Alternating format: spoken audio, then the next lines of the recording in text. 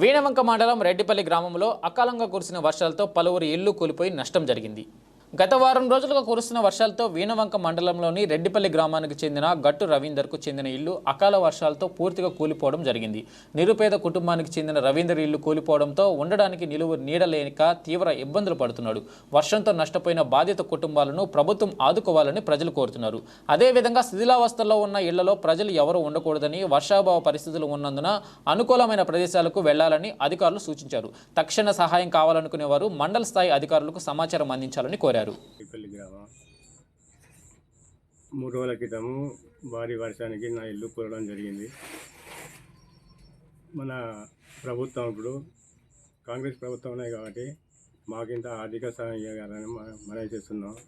ఇది నిరుపేద కుటుంబము, మాకు ఏమి లేదు, ఇప్పుడు ఉండడానికి కూడా చోటు లేదు. నా ఇల్లు మొత్తం కూలిపోయింది. ఆర్థిక సహాయం మాకు అందించగలరని మా యొక్క మనవి.